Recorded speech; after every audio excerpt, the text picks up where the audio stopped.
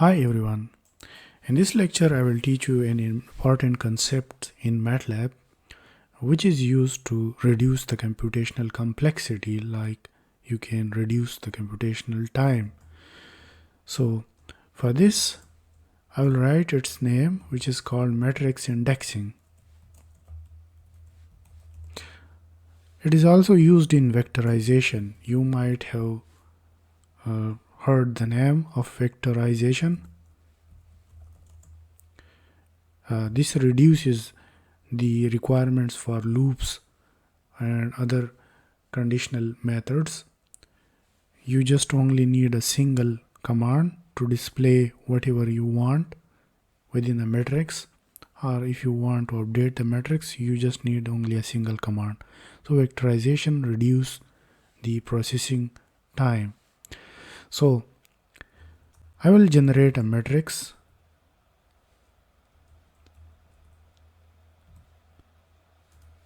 So I will use a built-in function, and that built-in function, which is available by default within the MATLAB library, I will write the order, which is 5. So it will generate a matrix of dimension 5 cross 5. I will not give any value, it will automatically generate a matrix. So if I want to see what is stored inside A, I will just, you can see that these are the values within this matrix. The matrix name is A, and it is a 5 cross 5 double matrix. I double click on it. These are the values. So I have generated a matrix. Now if I have to display the first column of this matrix, then I will write first row first column, then I will write first row second column, because I want to display the first row of this matrix. Then I will write first row third column, first row fourth column, and then I will write first row fifth column. When I will run this code, the first row elements will be displayed.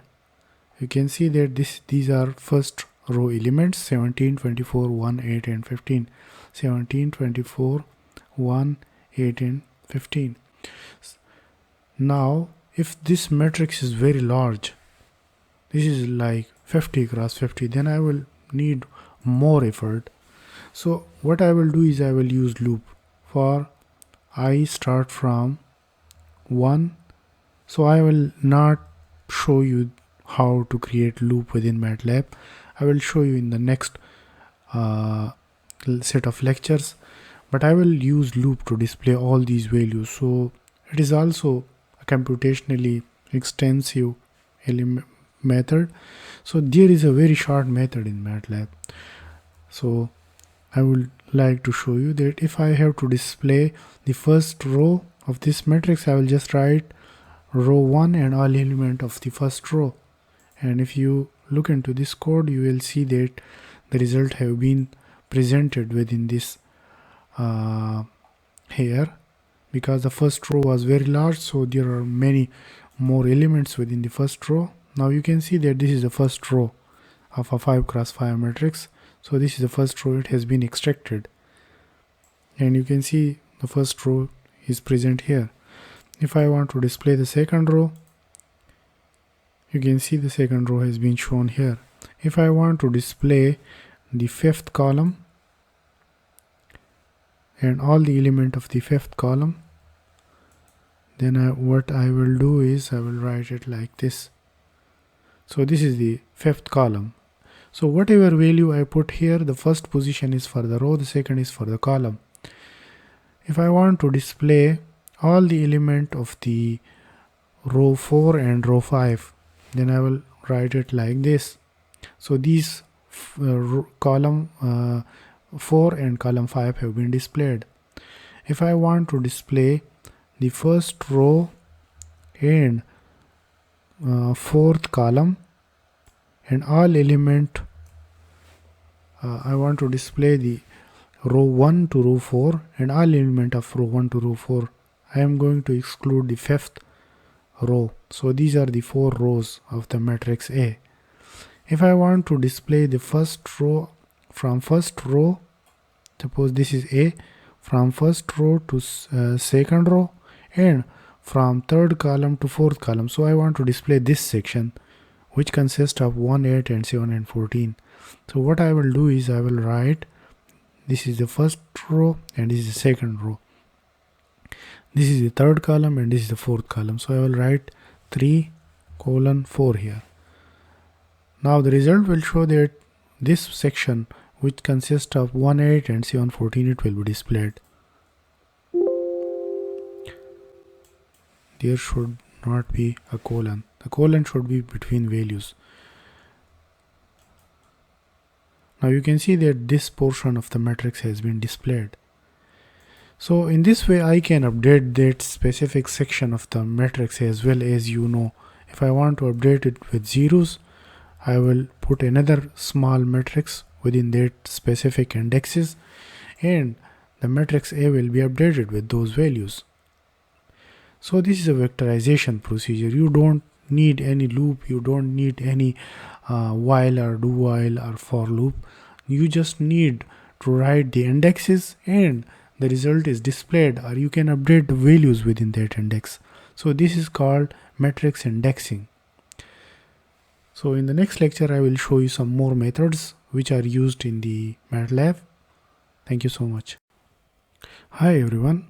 In this lecture I will teach you about some useful functions which are used for matrices in MATLAB. So I will write useful functions that are mostly frequently used for matrices in MATLAB. So the first one, like suppose I have a matrix which is M, and M stores some values, and those values are like this.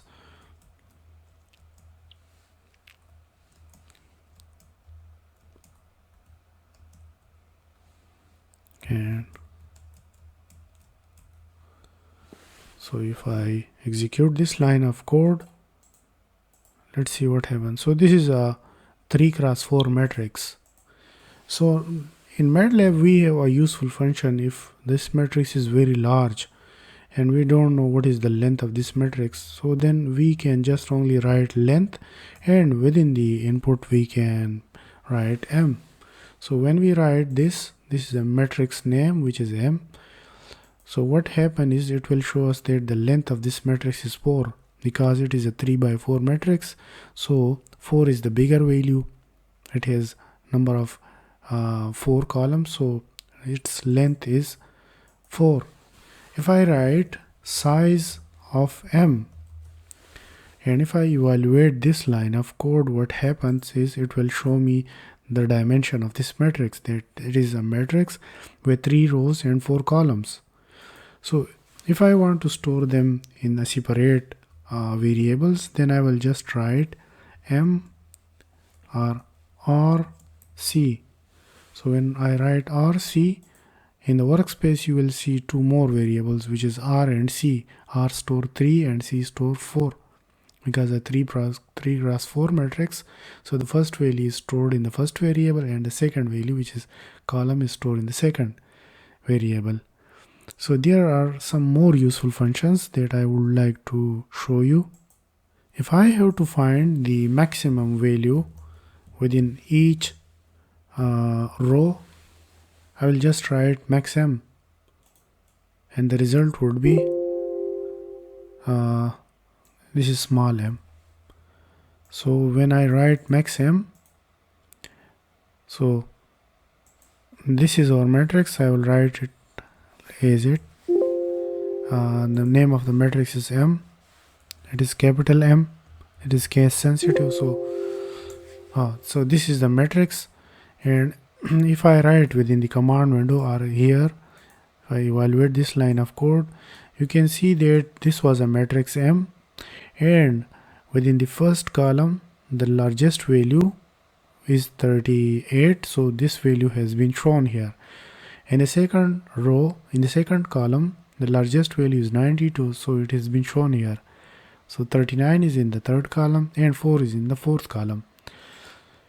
So if I write some index here, so what happened? So it doesn't make any sense. If I write 1, it doesn't make any sense. So if I have to find the maximum value within this complete matrix, which is A, which is M, what I will do is I will write max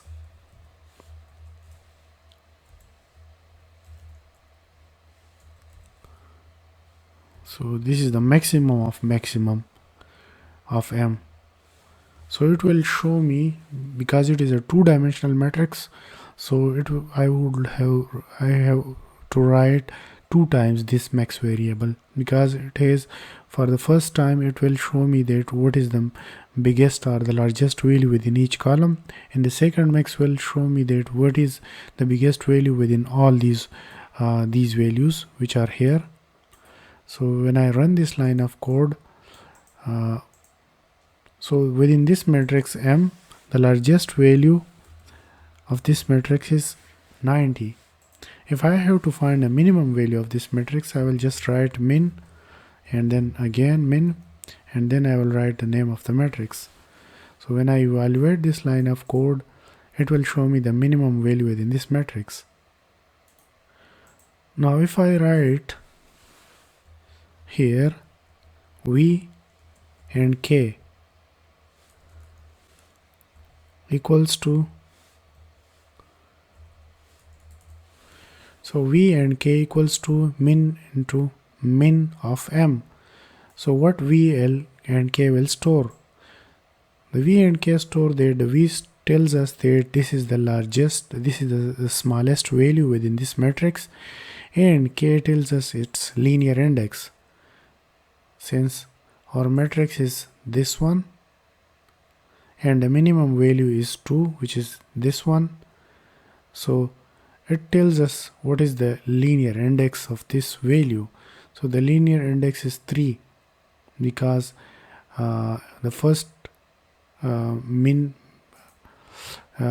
convert it into a row vector. So within the third, in the row vector, the third element is the minimum element. So it tells us it like that.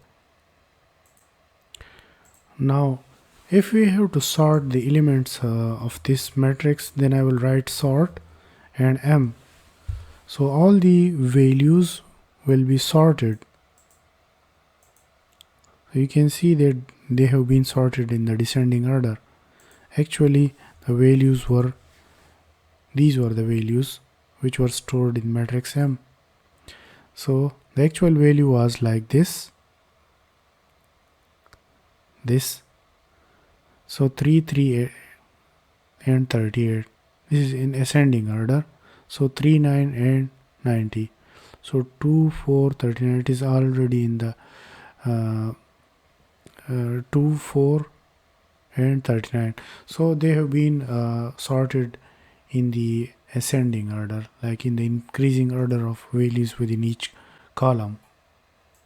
If I have to add all the values within the column of the matrix M, so what I will do is I will just write sum and M.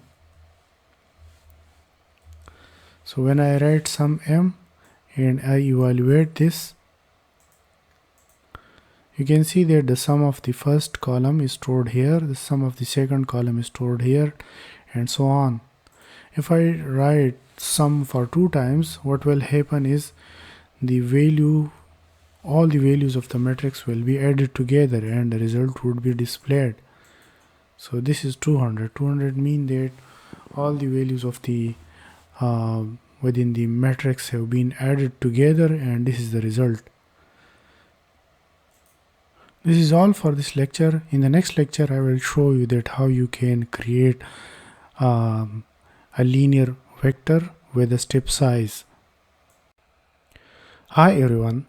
In this lecture, I will teach you about some most frequently used useful function which are built in MATLAB. I will teach you about that. So I will write some useful functions which will be used for the matrix operation. So first I will reduce the font size because in the previous few lectures I kept the font size a bit high so that you may clearly see that what I am doing. So I will go to the preferences, and in the custom I will change the font size within the editor. So I will keep it to 18. I will reduce it further to 16 so that more of the keywords and things should be visible to you. Similarly, I will change the in the command window, I will change the font to 16, and in the workspace I will also change it to 16. I will go if it's further required to be reduced, I will reduce it. So I will teach you about some useful functions. So first is the eigen, EYE. EYE represent an eigen. So if I have to make, so this is case sensitive, so I will write EYE small, identity matrix. Do you know about the matrix which has ones in the diagonals and zeros values, except the diagonal all values are zeros. So if I want to create a matrix and I write EYE and I write 4 here and I execute this code, you will see an identity matrix has been generated, and on the diagonals we can only get ones and other all indexes have values which are 0. If I write 2,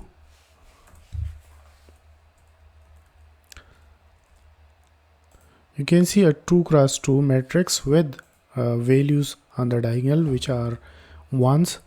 If I write 2 cross 3, it will show me a 3 column matrix like 2 rows and 3 columns.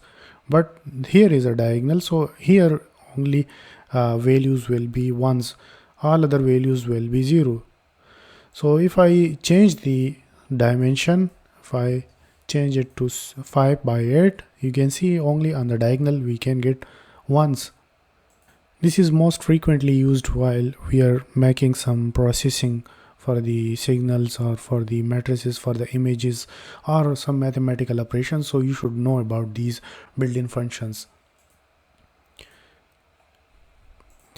Another useful function is to create a matrix which only store ones, or we can call it a singular matrix or whatever we can call it. So if I have to create a matrix M2, it is the name of the matrix, I'm going to write ones. I can write generate a matrix like this as well, like if I have to write 1 1 1 1 1 1 and 1 1 1. So you can see that a matrix has been created which stores all these ones value. But if I have to create a very large matrix which stores ones, then I have to write ones and I will write just only 3. So it will generate a 3 cross 3 matrix.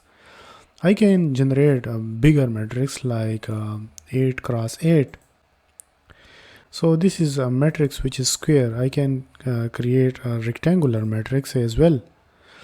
So if I reduce its size, you will see that what values it can store. So these are 4 rows and 7 column matrix which store ones. Similarly, I can create a matrix which could store zeros. So I just simply have to write zeros here. Instead of 1, I will write zeros. So a matrix will be generated which stores zeros. I am going to change the name of this variable, this matrix name, to M3. So you can see that previously M2 stores ones and M3 stores zeros. The dimension of both matrices is similar. I can change the dimension of the second matrix. So whatever dimension you like, you should write it in the parentheses. Sometime we need to generate a matrix which stores random values. So I have two functions for the random matrix generation, like which could store random values between zeros and 1. So it will store values between 0 and 1. So I will just only write rand, and a matrix will be generated which will store random values between zeros and 1. So I will write rand, and if I give it a value 3 and I run the code, you can see that all the values of this matrix are randomly generated. Like if I re-execute this line of code, the values will change because they are randomly being generated. Previously the value was at 1 position was different. Now it is different. So all the values change. If I run this line of code for multiple times, these values will change. So these are random values. Now you can see that these values are ranging from 0 to 1. There is no any value in the negative side, or there is no any value above 1. So if I have to generate values which are larger than 1, then I will have to use another function which is called rand_n. So I will use the rand_n, and it will give me the normally distributed random values. So I am going to store these values in matrix 5. So I will use the rand_n, and I will get normally distributed values. The values which I get will be normally distributed.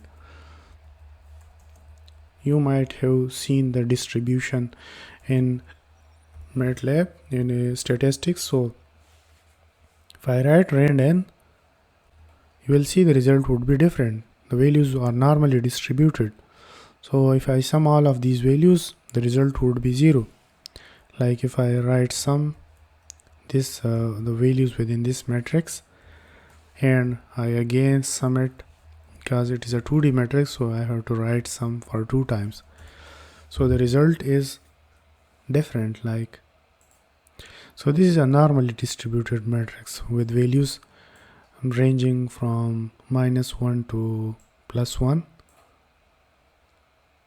So this was all about the useful functions which are frequently used in MATLAB for the image processing, signal processing.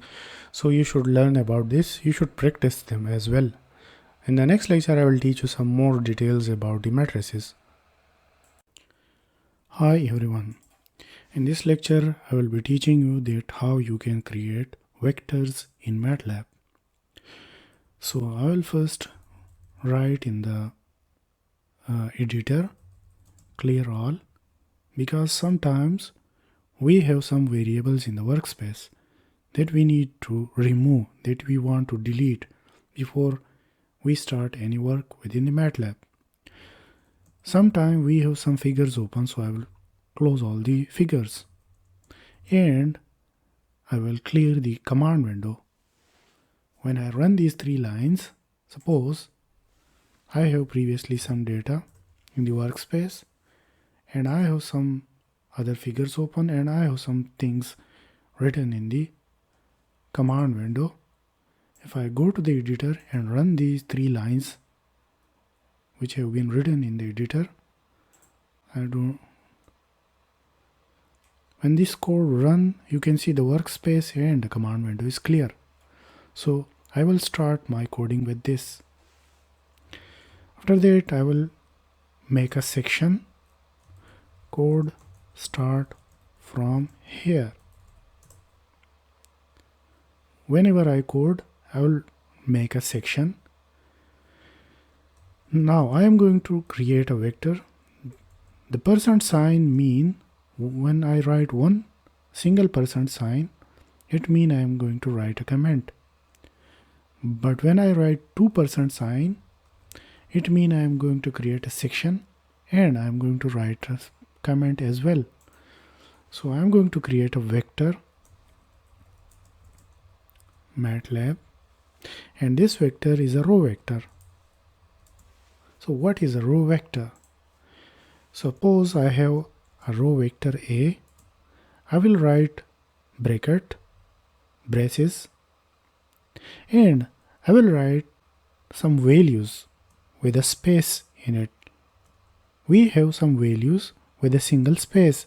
The values could be negative, it could be 0, and it could be a large value. After that, I will put a semicolon. Semicolon means that this line of instruction is complete and I don't want to execute it while the code is running.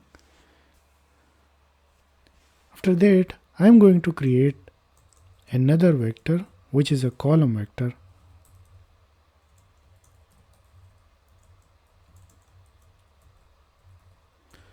So if I want to create a column vector, what I will do is I will again put parenthesis bracket, braces bracket, and this time I will put a semicolon between each value.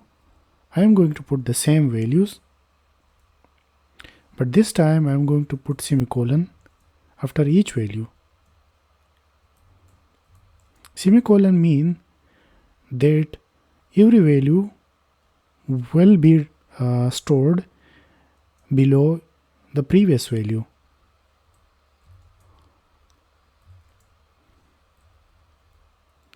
I will not put semicolon after the last value because after the last value I am not going to put any other value.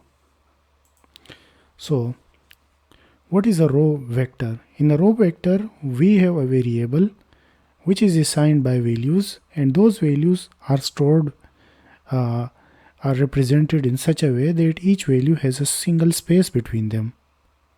While in a column vector we have a semicolon between each value of the vector.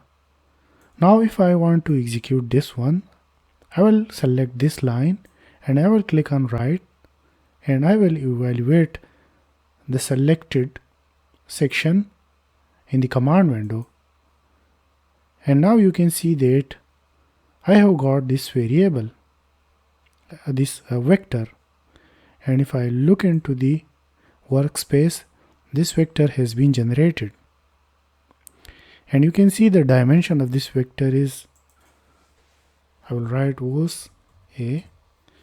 So you can see that it is a one row, single row with 7 columns, because there are 7 values, so it has 7 columns and it is a single row, so it is a row vector, and the size of it is 56 bytes.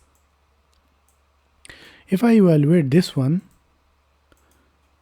what you will see is, you will see that in the workspace I get a variable, an array, and if I open it by double clicking, then you can see that this is a column vector, a single column.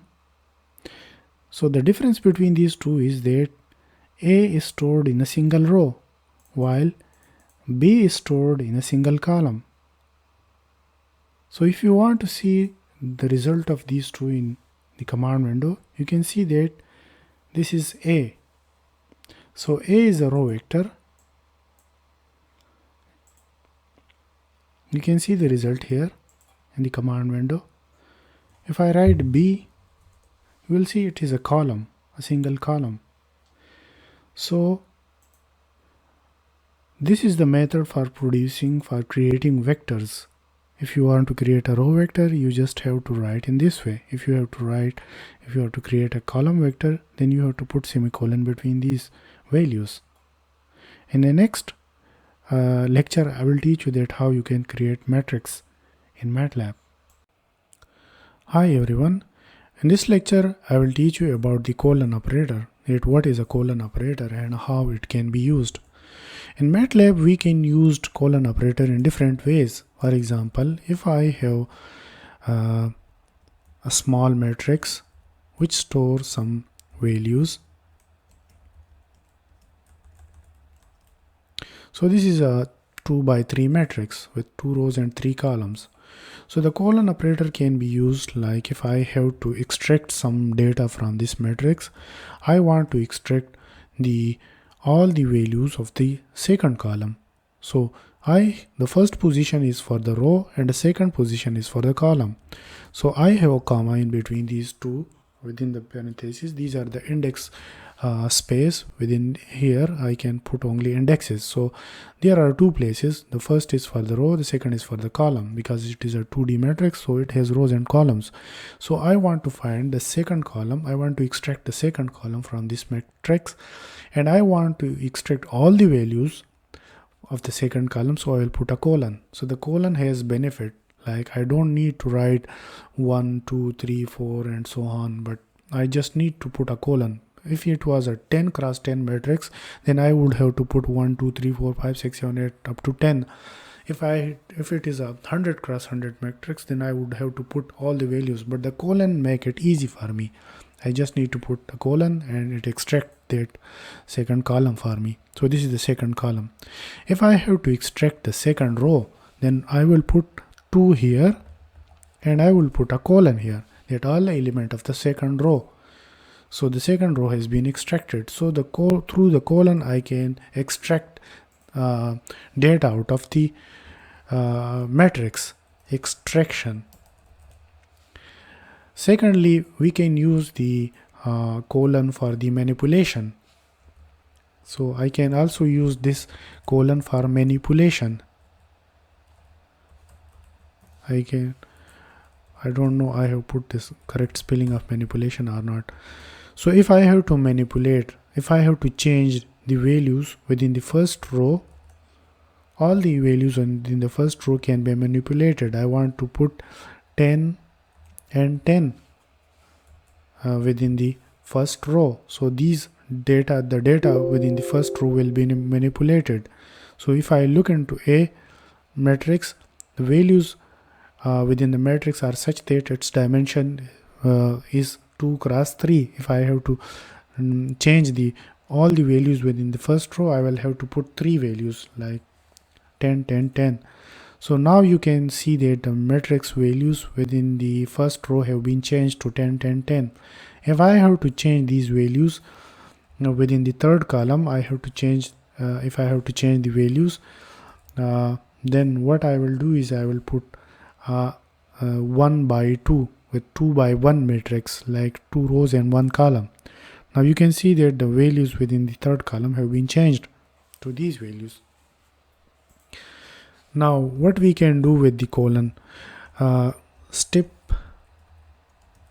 we can use it as a step size. For example, if I want to create a matrix S and I want to put values within it from 1 to 10, so when I put just only a colon, it will give me all the values from 1 to 10 with a step size 1. By default the step size would be 1. So I get a step size from of 1, and the values from 1 to 10 have been stored in S. So this is a simple thing, like I do not need to put all the values from 1 to 10 within the braces bracket. I just need to put a colon and it makes easy for me. If I have to use 1000 values, I can also get all the 1000 values. Like you can see it here, all the 1000 values have been stored in the matrix, in the vector. So now if I have to use a step size, for example, I want to use a step size of 2, then I will put another colon, and between the colon I will write 2. I want to get a step size of 2. So all the values with a step size of 2 will be stored from 1 to 10. Like the first value is 1, the step size is 2, so the second value is 3, step size of 2, so the third value is 5, 7, 9, and this is the last value. If I increase the step size to 3, then what I get is I get these values 1, 4, 7, 10. If I put a step size of 0.5, then I get the values like this: 1, 1.5, 2, 2.5, 3, 3.5, and so on. So the colon has various benefits within the MATLAB. It make it easy for us within the if we have to make some complex operations. So we should know about this because it will be frequently used with the very complicated programming. Thank you so much. Hi everyone. This is another short lecture. In this lecture I will teach you that how you can perform element by element operation in MATLAB. So I will perform element by element operation. So suppose I have a matrix A, a vector. Suppose I'm just dealing with vectors. So it stores some values. So it is a 1 by 5 with 5 column and 1 row. And I have another vector which is this one. The dimension of these two vectors is similar. They are row vectors. Now there are two different multiple different type of operations that we can perform element wise. So element wise mean that if I have to add these two, if I have to multiply the vector A with vector B, then I can do this type of operation, which will give me an error because the number of column of the second and the number of rows of the second of the second matrix are not the same. If I put transpose in B, then I will get an accurate result, which is 89, because now B become a column vector. A is a row vector and B is a column vector. A has one row, B has one column. So now they can easily be multiplied. So if I have to perform this multiplication element wise, then I will put a dot here. Then all the element of vector A and vector B will be multiplied.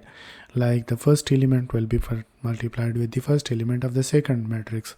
So 3 multiplied by 1 equals to 3, 2 multiplied by 4 is equal to 8, and so on. So this is called the element wise multiplication. I can perform the element wise division as well. Like the element wise values will be divided by each other, like 1 divided by 3 equals to 0.333, 2 divided by 4 equal to 0.5, and so on. So these are called the element wise operations. So when I put dot in here, then I get the element wise operation. If I have to put some like I'm going to show you some more operations. I'm going to store all these results here so that no anything could be. Now I'm going to create another vector E, and I will perform the exponential operation on element wise. So I'll put, so this is for the like if I have to get an exponent over A, I will put 2 here, so I get this result. Now here I'm getting an error because it is not a single element. Suppose I have an element 2 and I want to make a cube of it, then I will just simply write 2 power 3, so it will give me an 8, a value 8. Now here I have a matrix. I want to perform this operation on all the elements of the vector A, then I will put a dot here. This is called an element wise operation. So all the values of the matrix A, which are these 1, 2, 0, 9, have been squared up, and the result is been have been stored up here. I can put any power on an element of the matrix A here, so I will just need to change the value. I can put a negative power as well, like I can put -2 here, or I can put a fraction like 1 divided by 2, which comes out to be a square root. So I will remove this these extra brackets. So any element with power 0.5 become a square root. So this every element will, the root of every element will be calculated, because if you look into this matrix, the matrix or the vector was A, the vector A element were these. So 1, the square root of 1 is 1, the square root of 2 is 1.4 something, and the square root of 0 is 0, and the square root of 9 is 3, and so on. So this is the element wise operation. Hi everyone, in this lecture I will teach you some more operations which are necessary to be learned before working in MATLAB. So for the matrix or for the vectors, or we can call it as arrays, we perform some basic logical operations. So these logical operations are performed on these matrices. So suppose if I have a matrix which stores some values,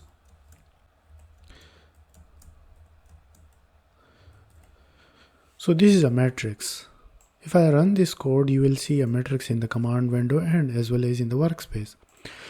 Now we have some different ways to find the index value which store a specific value in this matrix. Suppose if I want to find all the values which are stored within this matrix and those values which are greater than 4, how will I do it?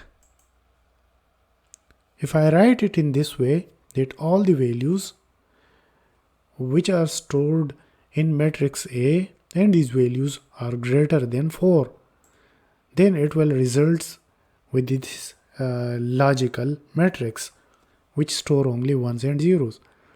Because I told that if I want to store the result in the matrix B, let's see how it look like. I have a matrix A and I want to find those values within this matrix which are greater than 4. So the first value which is greater than 4 lie at the second row and first column. So in the second row and the first column, I have a value 1. All other values in the first row are 0. Similarly, in the second row and second column, the value 6 is greater than 4. So I get 1 here as well. Similarly, in the second row, third column, I have 1. In the third row and first column, I have 1 and all other values are below 4. So I get 0. This type of indexing is called the logical indexing. I called it as a logical indexing. So I will write a comment here. It's logical indexing. Now I have got the logical index value of the positions or the index position, the logical index position where the value stored is greater than 4. If I want to find it, what are those values, and I want to store the result. If I want to find those values, I will just write it like that. At the logical indexes which are stored in B, I want to find the values. So I will write A within the bracket, I will write B. So all those values will be shown up here. Like if you see that here at this position the value stored is 5. So it has been shown here. Similarly, it works like in this way. First column is code, then the second column will be code, then the third column will be code. Then the second value 5 is shown up here. This is this value. At this index the value is 6, so it is shown here. Then after that at this index the value stored here is 7, so it has been shown up here. So this type of indexing is called the logical indexing. Now I have another indexing scheme which is called linear indexing.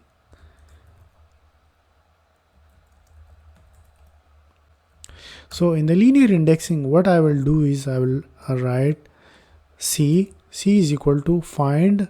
I will use the function which is called the find. If I write find within the bracket, if I write 4, A is greater than 4, then it will give me the linear indexes. So in C I have linear indexes now. If I show you the matrix A and then the result, you can see that this is the first linear index. So its value is 1, its value is 2, its value is 3. So the index values are represented in this way. The first column is code, then the second column is code, then the third column is code. So the linear index value of this position is 1, this is 2, this is 3, 4, 5, 6, 7, 8 and 9. So values within the matrix A which are greater than 4, so the linear index value of this position is 2, so you can see 2 here. The linear index value of this is 3, so you can see a 3 here. The linear index value of this is 5, so you can see a 5 here. The linear index value of this is 7, this is 8, so you can see a 8 here. Now if I have to show the values which are stored at these linear indexes, I will just write A, within the bracket I will write C. So you can see that these are the values, the actual values in those linear indexes whose values are greater than 4. So these are the two different ways of the linear indexing. So the find function show you the linear index, and this operation show you the logical indexes. Hi everyone, in this lecture I will teach you that how you can concatenate two matrices. Concatenation. Concatenation mean like if I have a matrix which is a 2 cross 2 matrix, like it stores only value 2. There are 4 values like 2 cross 2 matrix, as you have seen earlier in my previous lectures. And we have another matrix which stores some value. I will store some constant like similar value, so that you may know that which value correspond to which matrix. So I have two matrices. The first one is A, the second one is B. When I run this code, I get two matrices in the workspace. Now I need to concatenate these matrices in such a way that the first matrix values are on the left side and the second matrix values are on the right side, and collectively they make another matrix C, which is a concatenated matrix of A and B. So for that I will just write A and I will put some space and then I will write B. So the matrix C will be generated, which will corresponds to by the corresponding A and B matrix, which will be generated from these two matrices. So here you can see that the matrix A is on the left side and the matrix B is on the right side, and it makes up another matrix which is C. So this is a concatenation procedure. For the concatenation procedure, if I want to concatenate it in this way, then the number of rows of the two matrices should be similar, because I am concatenating it in row wise. So if I want to concatenate it in the column wise, I will put a semicolon, and now the matrix C will be generated and A will be above B. So this is another concatenation process. In this process, the number of columns of two matrices should be similar. Like I will show you an example. If the first matrix and second matrix, which I am going to concatenate row wise, and the number of rows of these two matrices are not similar, like the first matrix has 3 rows and the second matrix has 2 rows, then this concatenation is not possible. The dimension of the array being concatenated is not consistent. You would mostly face this error because sometimes the programmer who is doing some processing in MATLAB, they used to face this type of error, but they don't know that why this error has come up.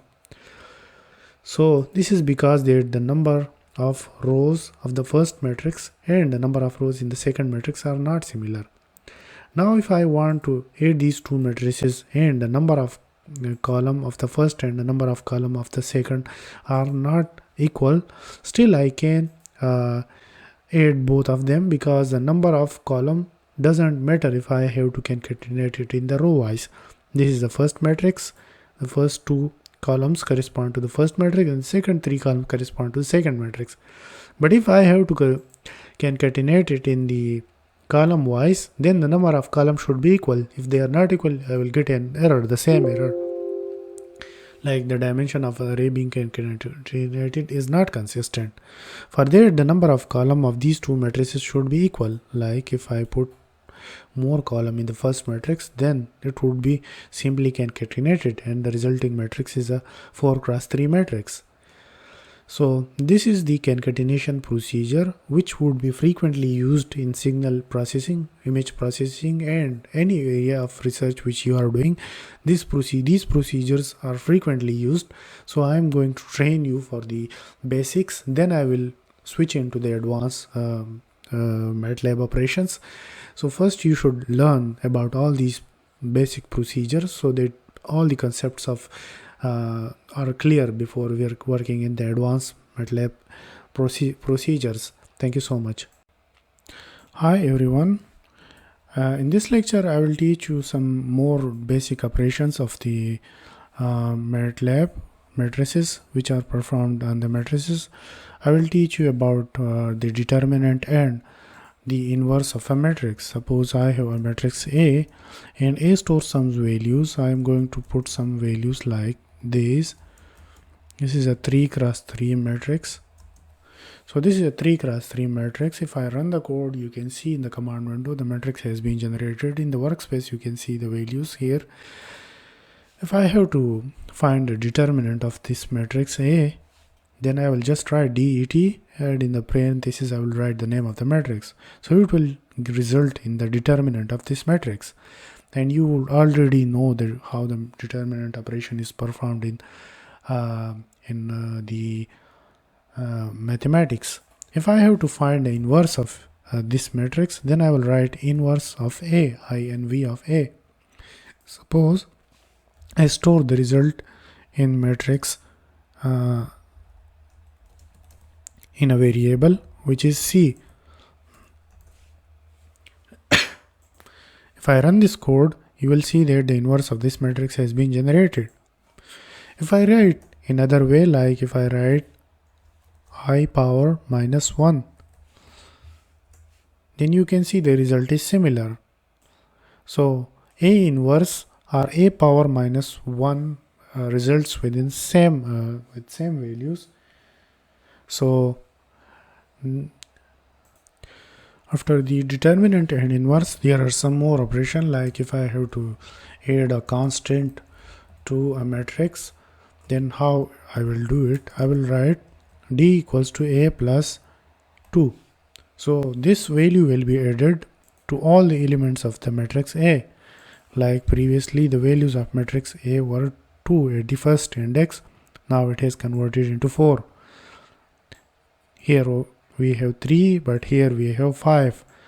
Here we have 6, but when A2 is added to it, it becomes 6. So all the values have been changed, like a constant value has been added to all the elements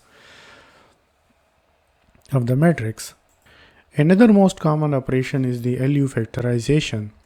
You might have heard this term, that the LU, lower and upper factorization.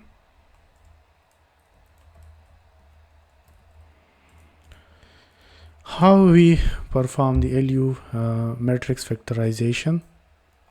I'll just write it here. For the LU factorization, I will create two matrices, or the name of the two matrices L and U, and I will just write, so these are the matrices L and U, and I will write LU, and then I will write the name of the matrix, which is A, and you can see that the LU matrix has been generated. This is the LU matrix. You can see that here the values, if I create a matrix which is A and the values are 3 cross 3, you will see that this is the LU factorization method. Here the lower and here the upper values of the matrix are 1s and 0s. If I open it like here, so now it is clear that this is the LU factorized matrix. This is the L and this is the U matrix. If I make it more simple, I am going to reduce some values from this matrix so that it becomes a 2 cross 2 matrix. I'm going to reduce some values from it. Now you can see that this is the LU matrix. This is the L matrix and this is the U matrix. So the LU factorization is also important for the more complex operations. So you should learn about it as well. Another thing which we should know about the matrix operation which is used in mathematics is reduced echelon form or Gauss-Jordan elimination method. So for that we have a built-in function in MATLAB, and that function is like if I have to find the reduced echelon form, I will write RREF, reduced echelon form of the matrix A, and I will get a reduced matrix. So this is the reduced echelon form of this matrix A, and in the first row and the first column value is 1, in the second row second column value is also 1, because they are linearly independent rows. So when the number of rows or the element of the rows are independent, then the each row will have a 1 here in the diagonal. If I make it linearly dependent, like the first row has element 2 3, and I make it like multiply the first row with some constant like 3, and then make another row, so 2 multiplied by 3 is equal to 6, so the first element is 6, and the second element of the first row is 3, so 3 multiplied by 3 is equal to 9. Now if I want to find a row echelon form of this reduced echelon form of this matrix, it will show me like this, like the first row has some element, while the second row, which is linearly dependent on the first row, the second row is linearly dependent on the first row, so therefore the second row has all the elements 0.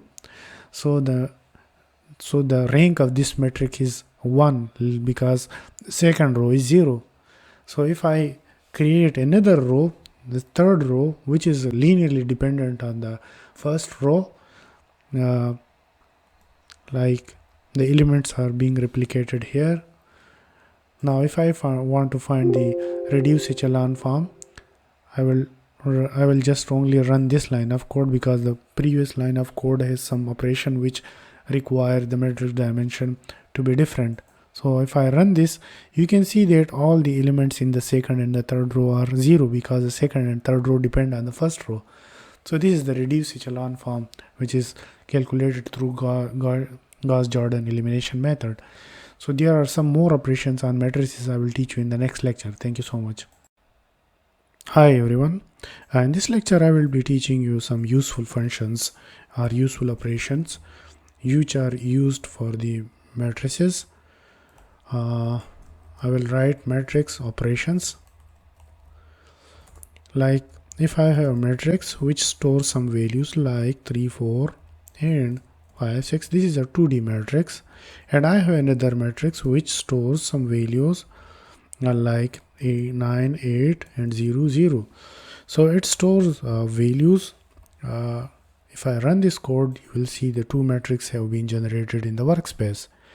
If I have to add these values, addition, so what I will do is I will add these two values like this. I will add these two matrices like this. I will write C is equal to A plus B, and a matrix C will be generated, which will say like add the values, the corresponding value, like this is the first row first column value of A, this is the first row first column value of matrix B. 3 plus 9 equals to 12, 4 plus 8 equals to 12, 5 plus 0 equals to 5, 6 plus 0 is equal to 6. Similarly, we can perform matrix subtraction operation like D equals to A minus B. Similarly, this process will also be performed with corresponding elements like 9 minus 12 equal to minus 6. No, the matrix A is this one. So 3 minus 9 equals to minus 6. Similarly, 4 minus 8 equals to minus 4. Similarly, 5 minus 0 equals to 5 and 6 minus 0 equal to 6. So these are the subtraction operation. Note that we cannot perform addition and subtraction on matrices which has some different dimension. Like if I change the dimension of matrix B and run this code, it will give me error. It gives me error at line number 6. The matrix addition operation is not possible because the dimension of matrix A, which can be seen here, it is a 2 row and 2 column matrix, while the matrix B is a 3 row and 2 column matrix. So it is a 3 cross 2, so it cannot be added with a matrix of 2 cross 2. Similarly, the subtraction operation is also not possible. There is another operation which is called the matrix multiplication. So if I have to multiply these two matrices, like multiplication,